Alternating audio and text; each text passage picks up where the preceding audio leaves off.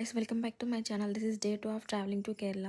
So మేమైతే కొచ్చి నుంచి మున్నార్కి కేఎస్ఆర్టీసీలో ఈ బస్ బుక్ చేసుకున్నాము. బస్ ఇలా ఉంటుందని అస్సలు ఎక్స్పెక్ట్ చేయలేదు. And the journey was too bad. 4 hours అయితే 6 అవర్స్లో తీసుకొచ్చాడు. ఫైనల్గా అయితే స్టేకి రీచ్ అయిపోయాము. అండ్ ఆఫ్టర్నూన్ అవడం వల్ల లంచ్ వాళ్ళనే ప్రొవైడ్ చేయమని అడిగాము. అండ్ లంచ్ వాళ్ళు ప్రొవైడ్ చేశారు. It was very nice. Peak season అవడం వల్ల బైక్స్ అస్సలు దొరకలేదు. So either jeep or auto, both are same cost. మేము ఆటో చూస్ చేసుకున్నాము because of ghat road. Vomiting sensation అలా అవుతుందని చెప్పేసి వాళ్ళైతే ఒక 4-5 ప్లేసెస్ చూపిస్తా అన్నారు. ఎందుకంటే ఓన్లీ ఆఫ్టర్నూన్ నుంచి ఈవినింగ్ వరకే కాబట్టి ఫస్ట్ అయితే ripple water ఫాల్స్కి తీసుకువెళ్ళారు.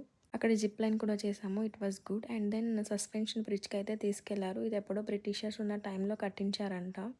And then echo పాయింట్కి తీసుకెళ్లారు. ఇక్కడ మనం ఏదైనా వాయిస్ పెద్దగా చెప్తే అది మనకి రివర్స్లో వినిపిస్తుంది.